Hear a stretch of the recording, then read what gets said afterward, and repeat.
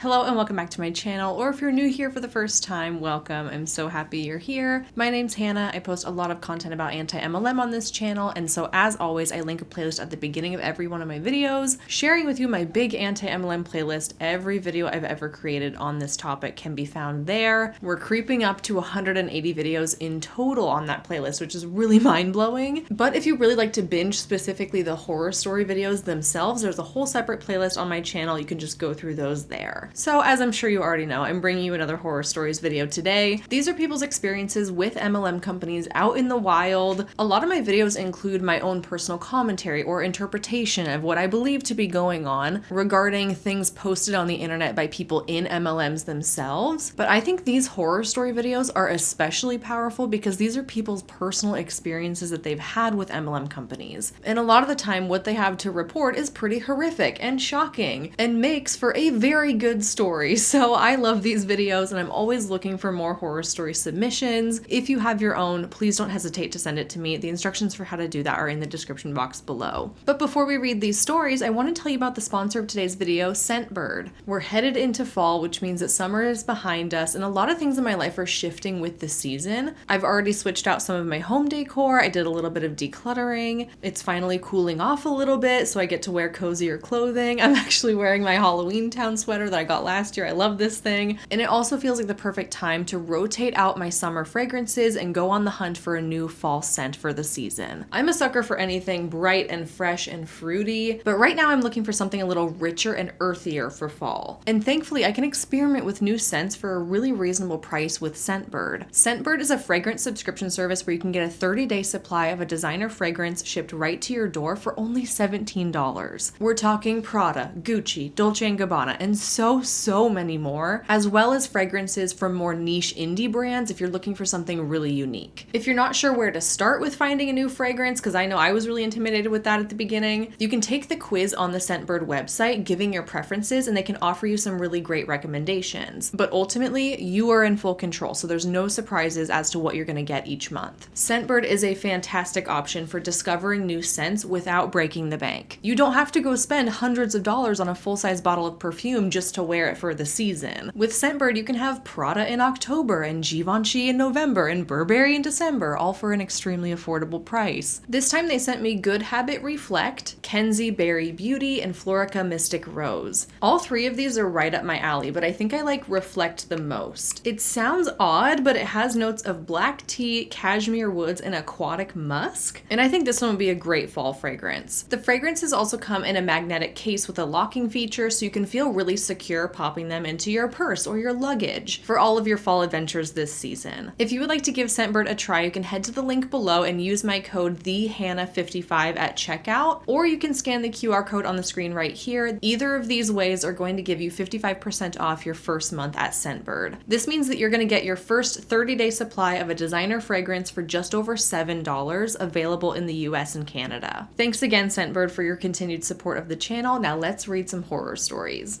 This story says, "Hi Hannah, first of all, I just want to say I am obsessed with your videos and your voice calms my chronic anxiety like very few other things do. So I watch you quite literally every single day. I don't know what it is, I guess you just have the gift of soothing anxiety-ridden oddballs like me." You know what? I've been told that on so many occasions. I think that's very flattering. That's amazing that people find my voice soothing enough. People tell me a lot of the times that they watch my videos to go to sleep, which I take zero offense to. Do what you gotta do. I love that it's working for you, but you're not the first person to tell me that, and I think that's very fascinating. So hey, whatever works. Also, I love your cats and I follow you on Instagram, so I learned through your stories that a couple of bitter weirdos are infuriated by them. Now those people are my mortal enemies. Yes, I've had some people tell me that they hate the cats, they can't stand seeing them in my videos, and that they're highly distracting. And you know what? I have to agree on the highly distracting part. They're highly distracting to me. I can't imagine what it's like to try and listen with them in the background. But at some point, I just have to talk over them, because if I don't, I would literally never get a video filmed, okay? It just is the way it is. I apologize for their appearance if you're not into that. However, most people are very supportive of the cats, which I appreciate. Anyway, my MLM horror story is not that bad, so I wasn't sure if it was worth sharing, but I realized it's also quite different than the ones I've seen so far. And since I'm from Ecuador and MLMs are so incredibly popular in Latin America, but no one really talks about them here, I thought this could be useful for someone, but please don't use my name. time. So a little context first. This is going to sound like I'm so full of myself, but I promise it's relevant. I'm a singer-songwriter, and since I live in such a small country, I am fortunate enough to be able to say that by this point in my career, I've become considerably well known as an artist locally. So because of that, I have accidentally become an influencer as well. Not an MLM influencer, a real influencer, since I regularly work with different brands promoting their products on different platforms in exchange for, drumroll, actual money.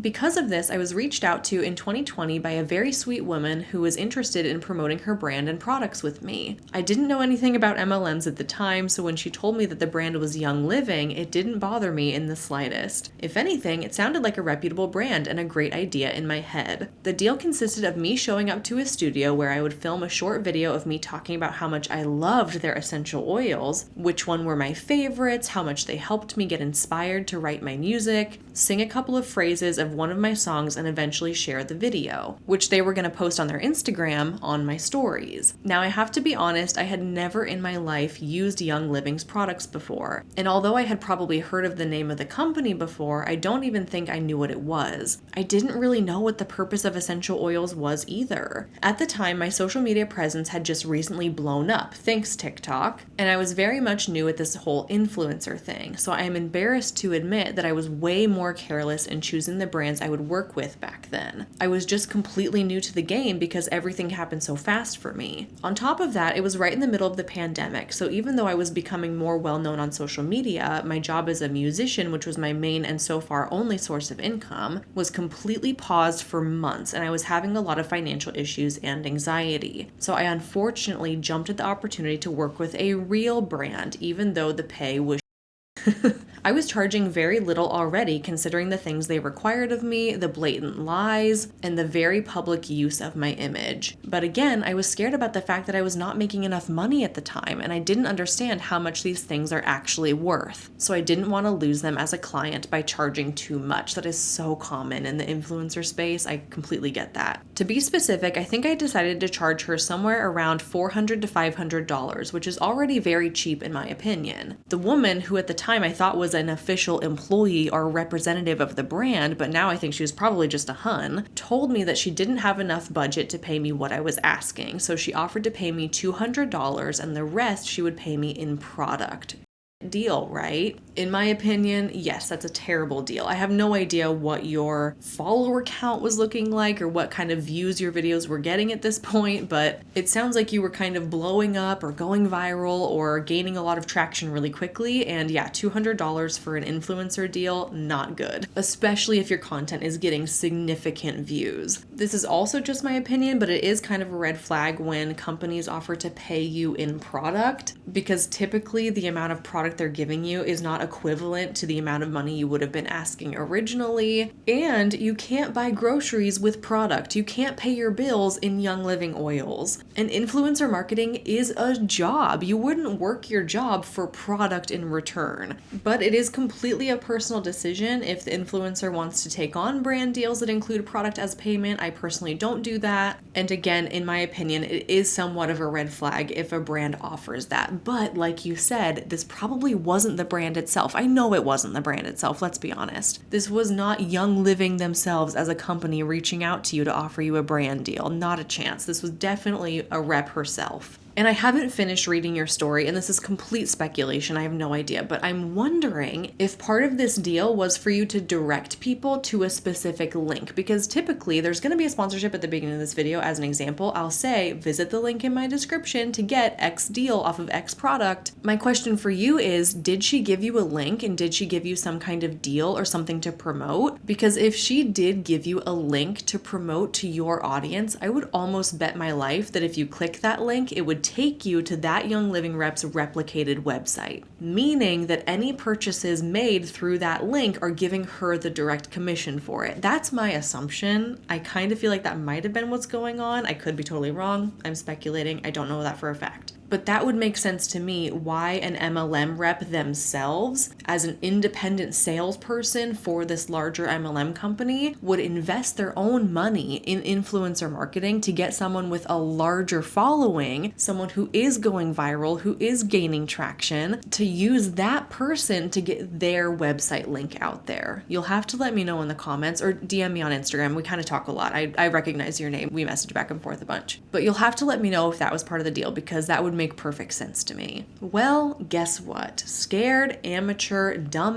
mid-pandemic me actually took the deal. I will say this is not a horror story in the sense that she made me do any weird stuff, acted inappropriately towards me, nor failed to keep her part of the deal. She paid me just what we had agreed upon. I remember I was shocked to learn that the $200 she was going to pay me in products only got me 2 minuscule bottles of the most basic essential oils, peppermint and lavender, plus a diffuser. Let me look up the prices for those right now. Let's see if this is actually worth the value. Okay, so the Young Living peppermint oil retails for $32. For her price, her discount, she would have been able to purchase that for $24, but just for the sake of the example, let's go with $32. The lavender oil retails for $35, so $35 plus $32, that's only coming out to $67, so that means that her diffuser would have to be over $100 in value. Let's look. Let's see what they've got. Oh my God. Okay, actually their diffusers are ridiculously expensive. Holy crap. Okay, so there are some that are like $40, really cheap, really basic. There are also some that are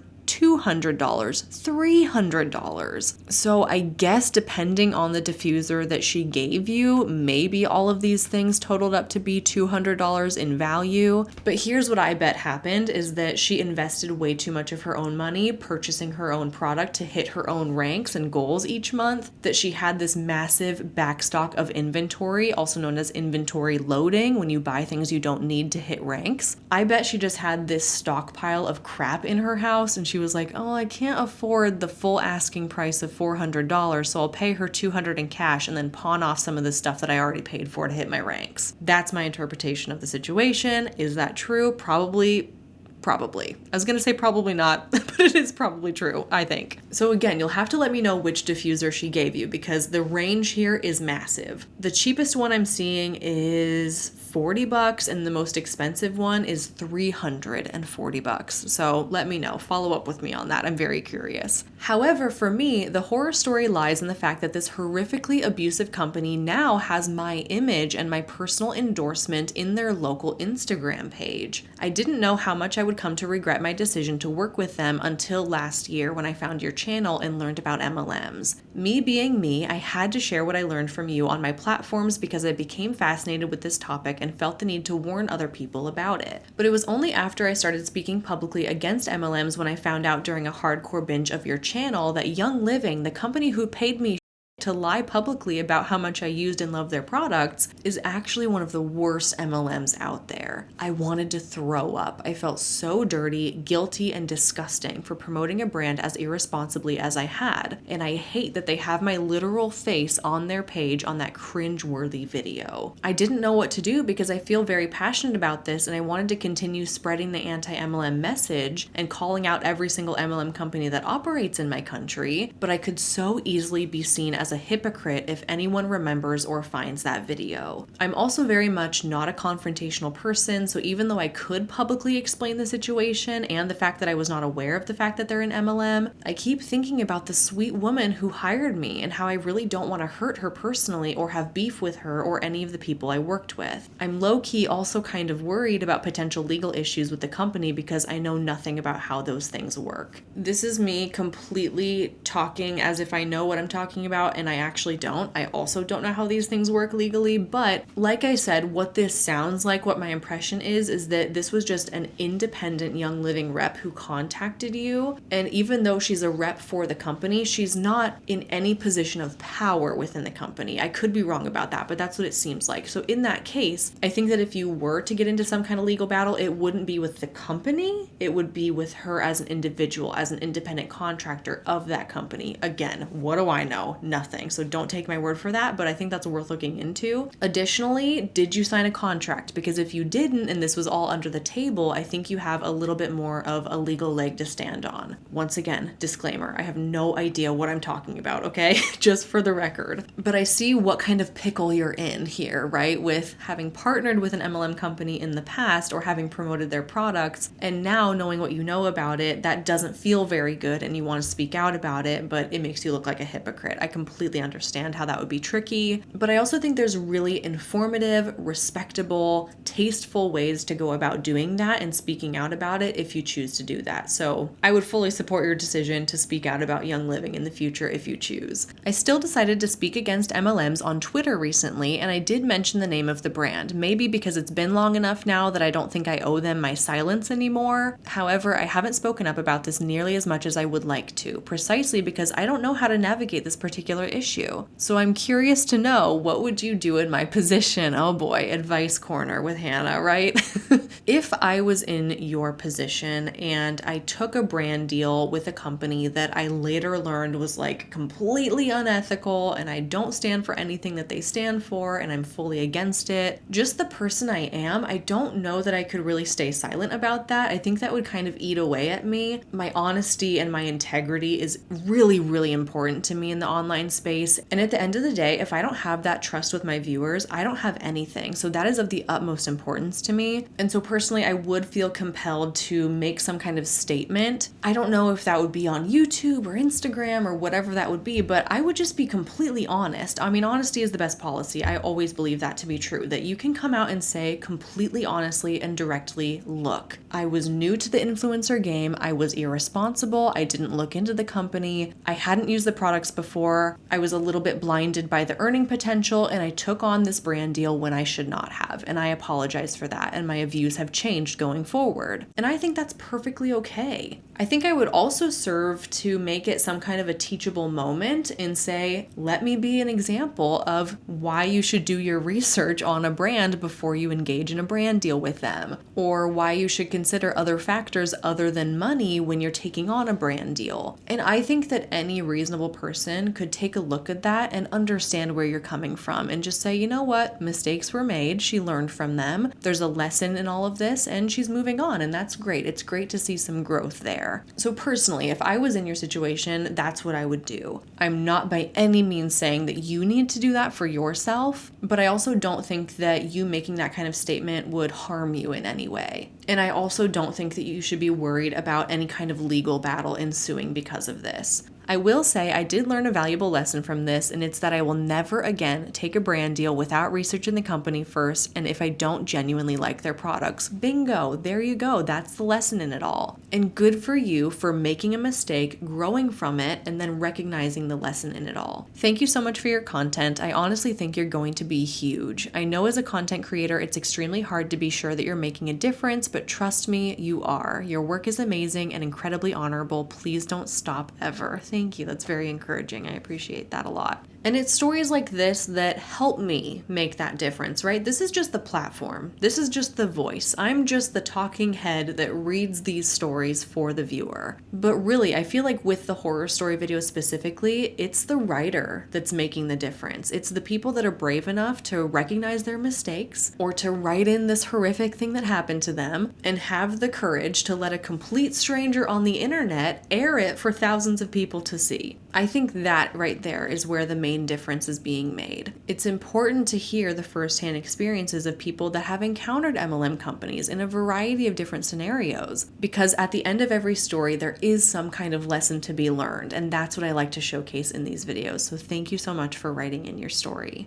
This one says, "Hi Hannah, I wanted to share with you an experience I had with a Mary Kay sales rep last year. I've included some screenshots of our communications that show just how pushy and condescending these representatives can be, as well as a link to the post-session survey where she tries to pitch the opportunity. In May of 2021, I was cold called in the middle of my workday by an unknown number. I stepped out to answer the call and was enthusiastically greeted by an extremely bubbly personality on the other end of the call. She mispronounced my name and quickly and excitedly basically told me I had been nominated/won a virtual facial and wanted to book our session for the upcoming weekend. She called it a Hydra session, and I didn't initially realize from that phone call that she was associated with Mary Kay. Being that I don't usually do things like this for myself, I accepted her invitation and chose a date for the coming Saturday. She requested that I come by her house before the session to pick up the products from her porch. After I finished work that day, I drove by her house to pick up the products. In the driveway of the house was the classic Mary Kay pink Cadillac. I picked up my package from her porch and noticed all of the Mary Kay products. I still didn't know the full extent of what this session would entail, and I thought it was maybe just the product line this person used or advertised on their clients in addition to their skincare services. Each sample-sized product had a label on it, labeling steps 1 through 9 of the facial. The facial would start with a cleanser and go through a series of peels and masks before finishing with a moisturizer.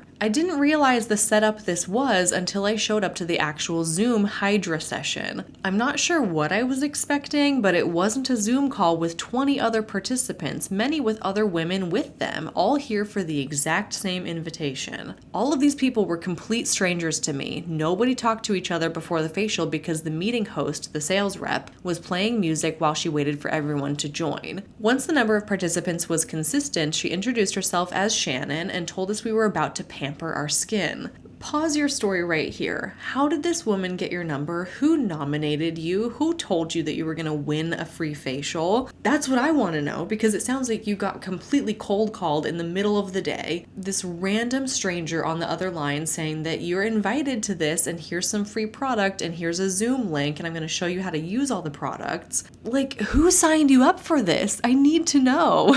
I've heard a lot of stories about something similar to this from Mary Kay reps where they're saying you won a facial or you won a makeover or a pamper session or a spa day or whatever it is. But typically people will get the news that they have won this session because they entered into a drawing or a raffle of sorts. People will say, oh yeah, I was at a craft fair and there was a Mary Kay table and they said if you write down your name and email and phone number here, you're going to be entered into the raffle to win a free facial. And surprise, surprise, everyone happens to win the facial. They realize down the line that this is not some special prize that you're receiving. This is actually a pitch in disguise. And this is a way for people to get your personal information, to get you into this session, spa day, facial, whatever it is, in order to pitch you the products and therefore pitch you the opportunity. But in all the cases that I've heard about previously, that was a person, an individual giving their own information. It sounds like this was just completely random. You have no idea who this person is or how they got your information, which is kind of sketchy.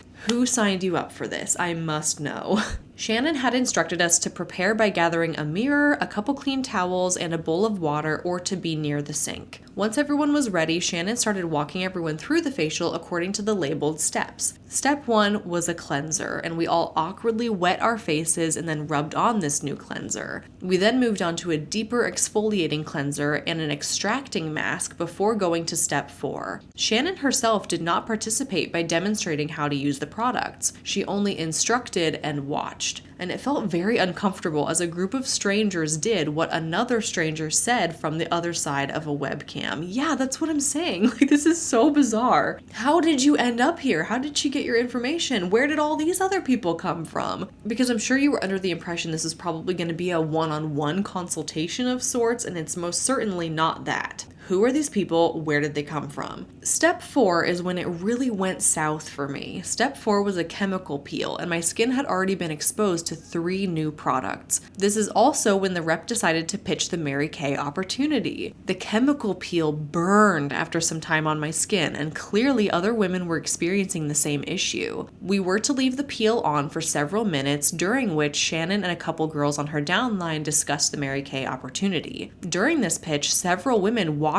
the peel off of their face early, including myself. It really burned. And one woman said, "F this," and promptly left the call. Not sure if she left because her skin burned or because she was being recruited for an MLM, but I can't blame her either way. Neither can I. Overwhelmed, but also laughing at the cringe and torture that was unfolding, I FaceTimed my sister. I didn't participate in the rest of the facial, but we watched together while everyone else over-processed their skin. The rest of the facial was the same cringy level of content that was present in the first 4 steps. After the Hydra session ended, I left the call. I just have to say, as someone with extremely sensitive skin and someone who has to try like one new product at a time for several days to make sure that I'm not going to have a bad reaction to it, this sounds like my worst nightmare. Putting 9 new products on your skin, one after the other, one of them being a chemical peel. I'm not saying that chemical peels are bad or that they can't be used correctly, but I don't feel like this is the best setting to be trying a chemical peel, and it's certainly not working in the Mary Kay rep's favor if people are trying it and realizing that it's burning and then frantically washing it off while she's trying to pitch you the opportunity. Not a good reflection of the products, not a good reflection of the business opportunity. In hindsight, I wonder if she kind of kicked herself for that, for being like, oh my gosh, this was actually really not a good idea. And I have to wonder if anybody on the call actually purchased those products or actually went through with joining her team or whatever. It kind of sounds like a recipe for disaster and the perfect storm for all the reasons that a person would not want to get involved with this company. I just don't feel like she did herself any favors, and she probably wasted a lot of time and money on these samples and doing this whole demonstration. Shannon followed up with a thank you for attending and provided me with an opinion survey. When I didn't acknowledge receipt of the survey, she texted me just 4 hours later asking if I got it. I responded and said, oh, I hadn't had the time to fill it out yet. Her survey was to take note of our skincare concerns, pitch the Mary Kay opportunity, and find out if we were interested in learning more. You can see the survey here. Okay, let's click on it. My oh my. I have just looked through this Google form, and you're right, there is a place for your personal information and your own skin concerns that you have, but there's a couple things I really want to point out here. The first of them is this graphic that lists all the prices of the different items that you used in the HydraFacial, and these things are not cheap, okay? We're talking a $28 cleanser, $32 scrub, a $24 mask, and that facial peel that was giving everyone a chemical burn, that's going to cost you $65. I don't know if any of the prices were discussed on the Zoom call, but I know that if I were looking at this graphic after the fact and being like, this is going to cost me hundreds of dollars to buy all these products, I would be shocked by that, especially considering that you didn't feel like they worked very well or that they were irritating to your skin. It even says at the top that all of this goes for $318, but if you want to buy all of it today, you can get it for $249. If you continue to go down this Google form, there's a section where you can select from a few different kinds of Mary Kay parties, essentially, where you're opting in to hosting one of these yourself, meaning that you would be responsible for inviting your own friends and family, and that this Mary Kay rep would show up and give the products and do the whole pitch and the whole spiel to your group of friends and family. So there's a girls' night in on Zoom, there's a Hydra session if you want to do that with your own friends. Oh, you know what?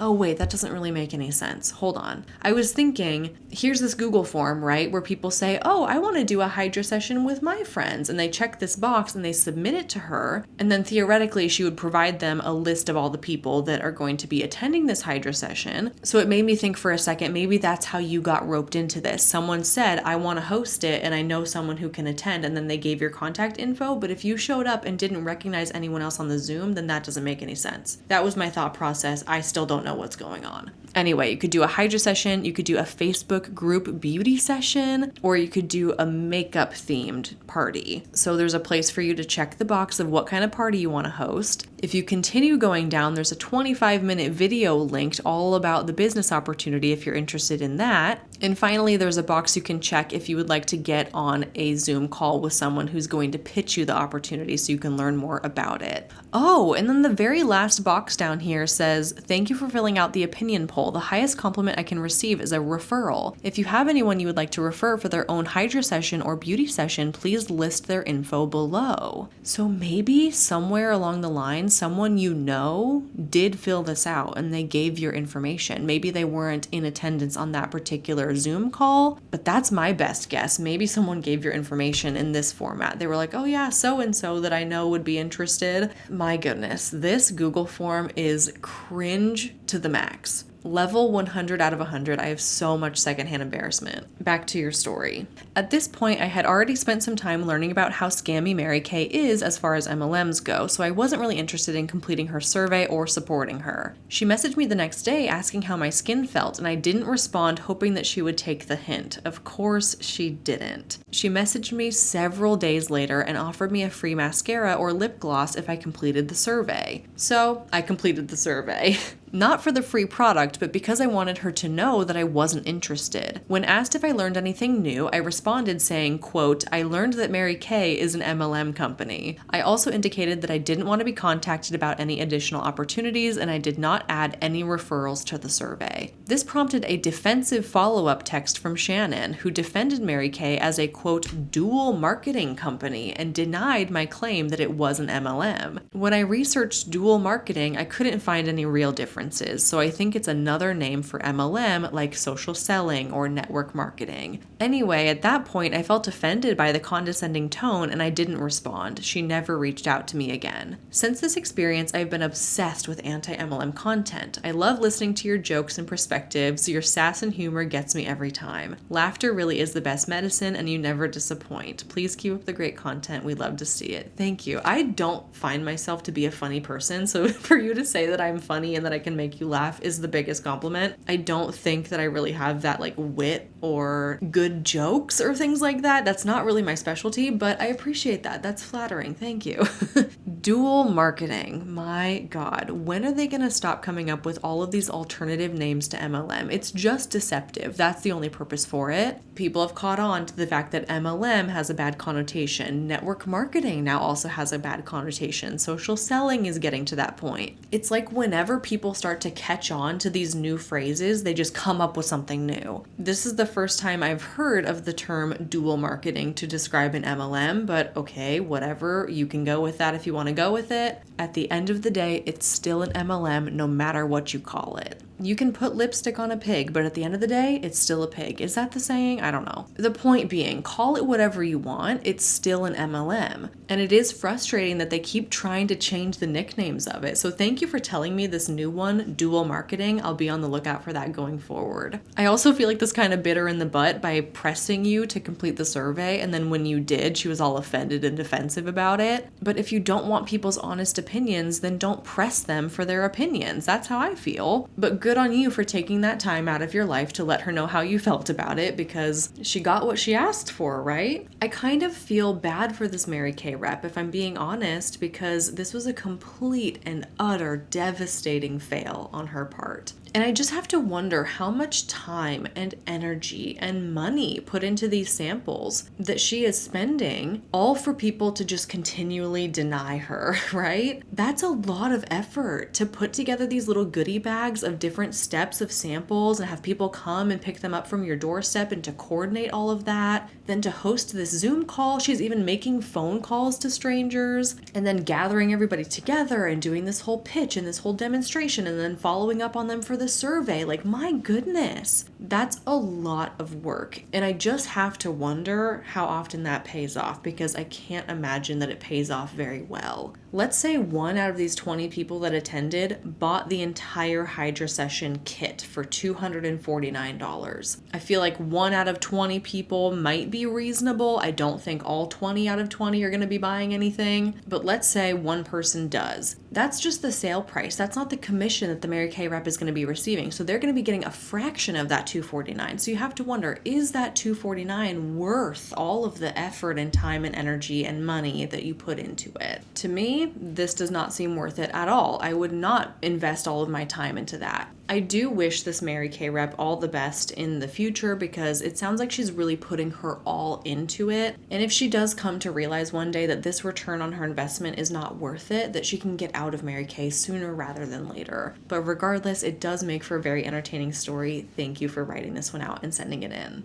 This story says, "Hi Hannah, my name is blank, but please keep me anonymous for this video as I am still in contact with almost all of the people involved in this story. I have loved binging all of your content, and I think I've seen almost every video of yours at least twice at this point. That's dedication. Thank you for watching. I appreciate your support. I've held on to this story for a little bit, but decided it is finally time to share, lest other athletes end up in this situation as well. I am a Division I athlete at my college, and I am friends with a lot of the women's volleyball team. For anyone who doesn't know, the NCAA has a very long and strict list of banned substances. We can't even drink Celsius due to a certain extract in them that will pop positive on a drug test. About a year ago, one of my close friends on the team started going to a local nutrition shop, and the whole volleyball team started going shortly after. Can you see where this is going? Yes, I can. Herbalife. Of course, they all started posting pictures of their shakes and teas on Instagram almost every day when they would go after practice. I became skeptical pretty quickly. From the name, which was literally blank nutrition, to the colorful teas and extravagant shakes, it all felt really sketchy to me. Side note, I also had an organic chemistry professor who went to this shop every single day before our 8 a.m. class and had all of the cups that had the name of the shop on them. Think Starbucks cups, but Herbalife and ugly. That's neither here nor there. She was just an odd duck. One night when I couldn't sleep, I saw their Instagram stories with all of their teas and I decided to look into it. I pulled up the shop's Facebook page and sure enough, the linked website has an Herbalife domain and links to who I assume to be the shop owner's storefront. Fast forward to about a week ago when my friend got called in for a random drug test. This is common for athletes. By this point, this girl is one of my best friends, so I know for a fact that she doesn't do drugs or anything that would pop positive on a drug test. But alas, she ended up with a positive test. I can't remember what it was that popped positive, but it was definitely something supplementy. So now my friend is on probation with our athletic department, she's on a suspension from 25% of the games for the volleyball season, and will be on every drug test until she graduates. Not to mention, there's now reasonable enough suspicion to put the whole volleyball team on the next drug test. The sketchiest part of Herbalife to me is the lack of transparency with what is going into their shakes. There's really no guessing what's going into all of the powders that go into their shakes and teas. It's all in the name of trust me and nutrition and health, I guess. Thank you for taking the time to read this and continuing to spread the word about the dangers of MLMs. Even though this story wasn't about the recruiting side of things, I think it stands to also shed some light on the dangers of the products of health-related MLMs as well. Substances don't just end up on the NCAA banned list for no reason, so the fact that these shakes are causing people to test positive is definitely concerning. Say hi to the kitties. It would be an honor to have a Zeke appearance in this story, but I understand that that's opportunistic. A girl can dream. Have a fabulous day, month, and year. Thank you. One thing I really want to point out about your story is that it is true. There's no telling what is in these shakes. To my knowledge, if you go into an Herbalife nutrition club, they're probably not going to give you a complete list of all the nutrition facts for all of their shakes. There's really not a way to tell how much of different vitamins, minerals, supplements, whatever are in these shakes that you're being given. And to be fair, that's probably not going to happen at most establishments that you go into. They're not going to give you a complete nutrition facts list on every single product that they're selling, even if it's not an MLM. But with things like MLM companies, there have been a lot of issues with people not reporting what's in the products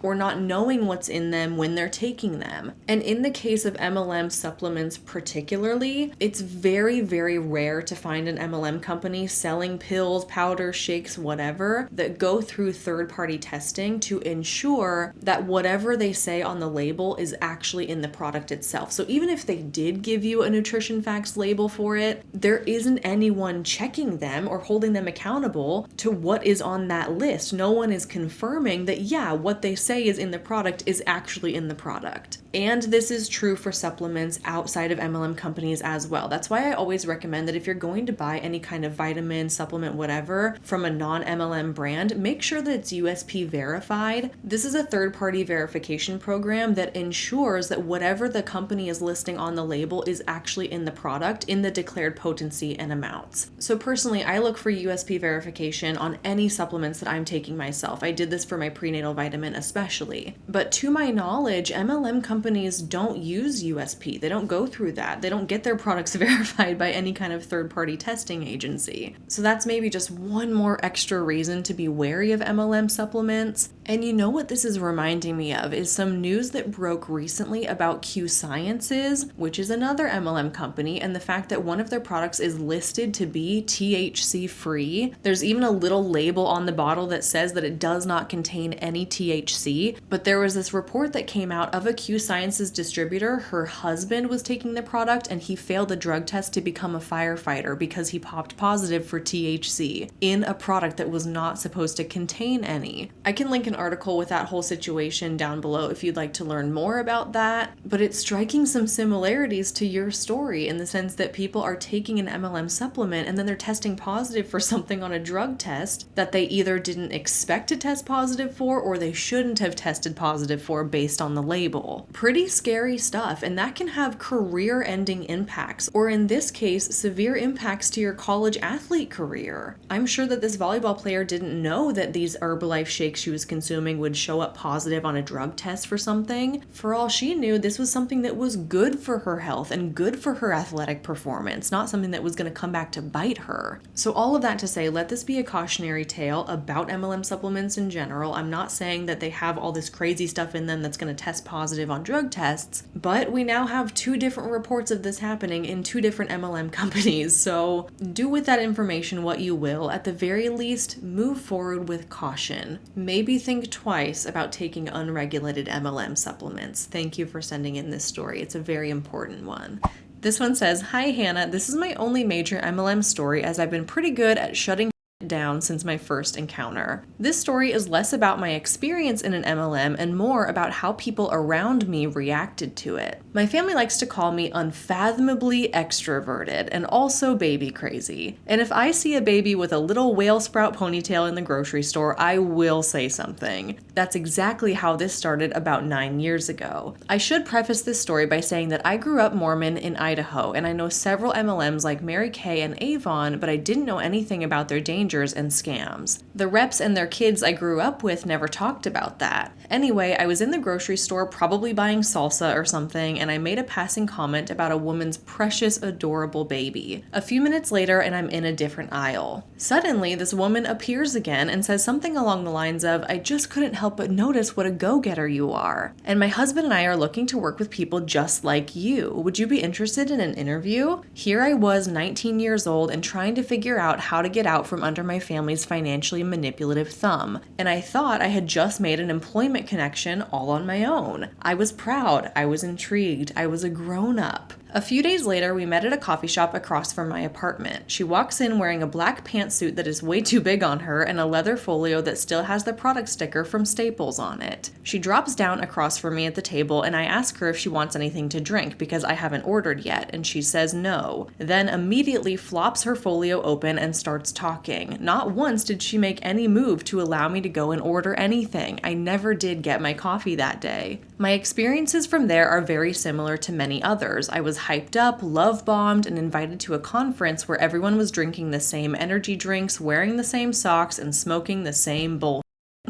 It was Amway. My experience at the conference and with that couple later isn't as important as how my then boyfriend reacted. I hadn't heard the terms MLM or pyramid scheme before this, and I had no idea what it was. I remember him laughing for long enough that I almost told him to leave. He had used several other things about my life, like my religious upbringing, to infantilize me and make it seem to myself and others that I wasn't qualified to make decisions about my life on my own. He would tell this story as, quote, the time she almost blew her future on another cult, and said that's why he was going to be in charge of the finances. He told this story for 2 years and would bring it up unprompted in front of people we knew and people we didn't. He would also cut me off mid-sentence and tell me in front of whole groups of people that I wasn't good at telling stories and that I needed to stop talking so much. I told him I wasn't interested in drinking alcohol, and he would argue that it was just my religious guilt and would shout at me to drink wine or cocktails when he bought them for me. Red flags all around about this guy. The MLM experience was just one of the tools he used against me, but it was one of the things people seemed to take him the most seriously on. Other people would make commentary about it and join in on making fun of me. His mom would ask about it from time to time. This guy was a train wreck too. Oh my God. I can't tell you the number of times I would find his bag, wallet, or other class gear on the ground around campus because he would sit down and forget to take it with him when he got up. And he thought he was gonna be in charge? F that.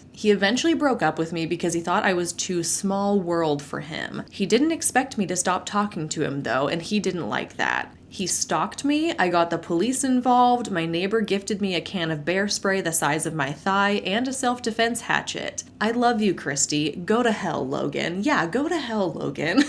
He does not sound like a great guy to be with. That's just my personal opinion based on the information you've shared with me today. I think you dodged a bullet. Dr. Mr. My husband now says the world is lucky they didn't get me because, quote, you would be a fantastic cult leader. My siblings and parents agree with him. Dr. Mr. My husband says that's part of why he loves me, so my skills are being put to good use. These days, I live my life in a constant state of righteous indignation, and it has served me well when encountering anyone even vaguely scam adjacent. Your content fuels my fire. My new cult pitch will be, quote, have you heard the news of our friend and advocate, Hannah Alonso? And that's the end of your story right there. And I think the biggest message that we need to take away from your story is that this ex-boyfriend of yours is a perfect example of exactly how not to treat someone who's had a run-in with MLMs. Something that I'm a big proponent against is shaming and blaming people who get involved with MLMs, and you didn't even join it yourself. You were just curious about it. You were just learning more about it from the people who were trying to recruit you. And it absolutely seems like he used that against you for years to come. Like, remember that time you were almost dumb enough to join an MLM? I don't personally feel like that is the best way to approach the situation. It seems like a really bizarre thing to shame and blame somebody about because you don't know what you don't know. And if you're having a conversation with a stranger in a grocery store and she's telling you that she has some kind of opportunity for you and you don't know really what MLMs are or how they're dangerous yet, then what else can you really expect other than to listen to her and maybe check it out for yourself and to listen to what she has to say, meet up with her, go to a conference, whatever. Somewhere down the line, you came to the realization that wasn't something you wanted to be involved with, but you had to go through those steps of discovering that for yourself first. So it's really odd to me that he's taking this kind of angle and using this anecdote as evidence or something that you aren't to be trusted with finances or that you can't make good decisions for yourself. I have some opinions about this ex-boyfriend of yours that are not appropriate for me to be voicing on this platform, so I'm going to keep them myself, but I think you absolutely dodged a bullet with this one. He seemed incredibly toxic, incredibly manipulative, and I'm happy that we get to be showcasing your story because this is, like I said, the perfect example of what not to do when somebody is curious about an MLM or trying to find out more information, or even if they join. We should be leading with compassion and education and information and facts. Those are the things, in my opinion, that are going to be more successful in helping someone see the light about MLMs than this whole shaming and blaming and putting them down and using it as like a negative tarnish on their character or something. Very, very weird. I don't like it at all. I feel pretty icky about this guy, but I appreciate you writing in your story so we can use him as the example of what not to do. This story says, hi Hannah, before I tell you my MLM horror story, I just want to tell you how much I love your channel and to congratulate you on the birth of your beautiful baby girl. Thank you. I've been a faithful viewer for over a year now, and I can honestly say that I look forward to Mondays because watching your latest video while I eat my lunch has become one of my favorite routines. I suffer from generalized anxiety disorder, and listening to your videos is always so soothing. My MLM story isn't nearly as horrific as many I've heard on your channel, but hopefully someone else can relate to it and benefit from hearing it. Please keep me anonymous. Although it's only been about a year since I started connecting the dots about just how unethical and predatory the MLM business model is, I've always been well aware that the chances of making good money in one are slim to none. My mom has bought into several MLMs in the past, namely Avon a couple of times, 31 and Paparazzi, the latter of which is the main focus of this story. One of my sisters, let's call her April, similarly jumped from MLM to MLM, Scentsy, Origami Owl, and 31 without much success until finally one stuck. Paparazzi. After purchasing her starter pack, she immediately dove in head first, purchasing hundreds of dollars worth of selling tools, number plaques, shipping supplies, racks and mannequins to display the jewelry, blogging equipment, the list goes on, as well as a massive amount of inventory. Yeah, so Paparazzi in particular, they are an inventory-based MLM, meaning the reps themselves purchase inventory at wholesale prices and then they resell it for a profit. So rather than having a replicated website or a website link that they can give out to customers where they go and purchase the jewelry directly that that way, they're purchasing it from the rep themselves. So they're saying, I want that particular necklace that you're holding in your hand and I want you to ship it to me, or to sell it to me right here and now if you're in person at a party or maybe like a craft fair vendor event, that kind of thing. So needless to say, that MLM model, there's inventory based and non-inventory based. People that choose to join an MLM company that is inventory based run the risk of spending a ton of their own money because they're purchasing the product themselves first and then they have to figure out how to get rid of it. And paparazzi is one of those where you see the reps accumulating mass amounts of jewelry in their own homes because they're made to believe that they have to invest a lot of money on inventory in order to make a lot of money back when they sell it. And in the case of inventory-based MLMs like paparazzi, as you're describing, it's not just the inventory that you're paying for either. It's shipping supplies, it's racks and mannequins and things to display your product. A big way that paparazzi reps sell the jewelry is through things like Facebook live stream events. So in that case, they're holding up these little numbers saying, this is number 101, and they typically have it on some kind of mannequin or display for the camera. There's all these extra props, you could say, that are cutting into their bottom line. This is money that they're investing into their business that is cutting into their profits at the end of the day. Hi Zeke, how's it going? We recently got back from a trip where we were out of town for an extended period of time, like 10 days. We had somebody watching the cats, but they've been extremely clingy since we've gotten back. If you think Zeke is bad normally, he's probably going to be extra bad in this video. My apologies in advance. Okay, and back to the story. And to be fair, she did sell a lot of it. April has that oh so rare gift of being a natural saleswoman, and her frequent Facebook Live sales would often bring in hundreds of dollars per sale. At first, our family would watch her lives and purchase things in order to support her. Our mom is legally blind and a multi-stroke survivor, and as I am the youngest, single, and have no children, I take care of her. Mom had trouble finding out how to pay for the items she bought from April's lives, so I told April to just send the bills to me and I would pay them, thinking that $5 to $10 here and there wasn't a big deal. However, Mom would sometimes run up $50 or $75 bills, occasionally even higher. Keep in mind that most pieces sold for $5 each, so this amounted to a lot of costume jewelry. April didn't even offer us a family discount. I did buy a few pieces myself at first, mainly the necklaces that doubled as lanyards. I had to wear an ID badge at work, so I thought the pieces would be great for that. It turned out that they were not, in fact, great for that. The pieces were so cheap that they broke after wearing them 2 or 3 times. I stopped buying anything myself and only paid for Mom's orders. When April asked me why I had stopped buying, I told her that the pieces weren't very durable and I wasn't going to keep spending money on them. She didn't like that answer. But as I was still paying for Mom's orders, she didn't press me too hard.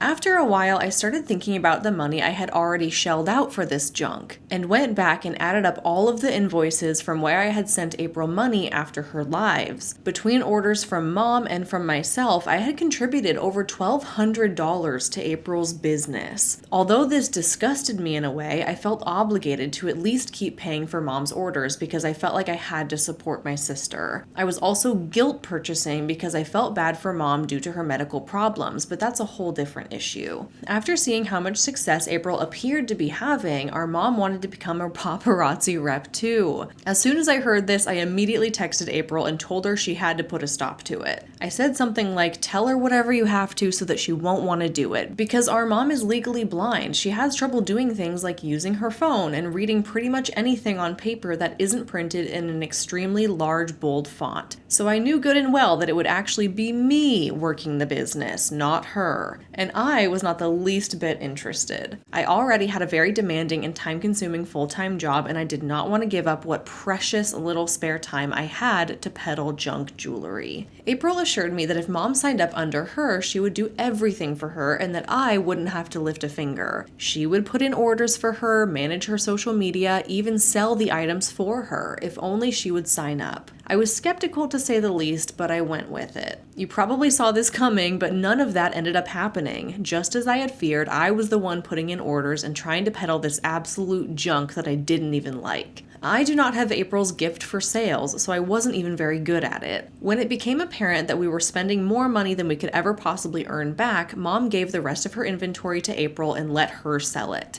April never shared the profits from Mom's inventory with either of us. In the meantime, April had also talked to our other sister, let's call her Leslie, into joining paparazzi under her as well. They started doing their live sales together and they continued to sell a significant amount of items. Their customers loved the sisterly banter between them, and I would often watch the lives without purchasing anything just for the entertainment value. However, I soon learned that they were not the entrepreneurial dream team that everyone thought they were. Leslie started texting me about how April was driving her insane with all of the paparazzi rep rules, both during and after the lives. She was supposed to wear only paparazzi pieces, carry business cards, and some inventory around with her at all times. And of course, try to pitch the business to anyone who might be talked into taking advantage of the opportunity. Leslie got tired of it all and bowed out of their selling partnership after a few months. And to this day, they are not as close as they once were due to arguments had over paparazzi. April was eventually promoted at her actual full-time job and now makes very good money. Due to her work schedule and her 3 adorable children, she doesn't have time to sell paparazzi anymore. I've been slowly sharing information that I learned on your channel with her so that hopefully she will never dive back into this business. Thank you for listening and keep fighting the good fight. You are truly doing God's work by educating about this unethical and predatory business model. Please give Zeke, Cooper, and the baby my love. One term that you used in your email that I think I'm going to steal and use in future videos is guilt purchasing. This is a phenomenon, a dynamic that happens within MLM companies when a family member joins the business opportunity and they kind of rely on the guilt of the people closest to them to keep their business afloat. Maybe not necessarily completely afloat, they're not relying only on their friends and family, but they are kind of expecting to an extent that, hey, my sister is going to support me in this endeavor. And if she really loved me and if she really was supportive of my business, she would make purchases. And sometimes the family members do get caught in this guilt purchasing cycle where they might not really want whatever their friend or family member is selling, but they feel almost obligated to buy something from them because it's framed to them as like, oh, I'm starting my own business, I'm becoming my own boss, and don't you want to support me? And the jewelry is only $5 a piece, but it just kind of snowballs and $5 turns into $50 really quickly. As you said, you contributed over $1,200 in total to April's paparazzi business. And my assumption is that you probably would not have spent $1,200 on paparazzi jewelry if it wasn't for your sister being involved with it and you feeling some kind of guilt or obligation to do that. So this is a very real dynamic that we need to talk about more, and thank you for giving me this term of guilt purchasing. I will be stealing that in the future. I also don't love that she pitched it like, hey, you should sign up Mom and I'll do all the work, and then she ended up not doing any of the work until your mom gave her all of her inventory and she just sold it and took the profits from it. It almost feels like that benefited her in 2 ways. Firstly, she got someone to join her downline, she recruited somebody, and secondly, she got some free inventory out of it. But in that process, she ended up hurting both you and your mom. And then later in the story, you're saying that your sister Leslie also joined paparazzi and now their relationship is kind of rocky because of that. All of that to say that there's a lot of really interesting family dynamics that go on when somebody in the family joins an MLM, whether that be guilt purchasing or whether that be trying to convince you to join the business with them, or whether that be unfortunately damaged relationships because of the MLM. Your story is a great firsthand example of all of those different dynamics, so thank you for sending it in. And with that, that's all the stories I have for you for today's MLM Horror Stories video. Thanks to everyone who sent in their stories. I greatly appreciate you doing that. Your voice is so important as we're spreading this anti-MLM message. As a reminder, if you have your own MLM horror story you would like to send in, please check out the description box below for the instructions on how to send that to me. And again, thank you to Scentbird for sponsoring today's video. You can click the link below and use my code TheHannah55 at checkout for 55% off your first month at Scentbird. Thank you so much for watching. I really appreciate you, and I'll see you in my next one real soon.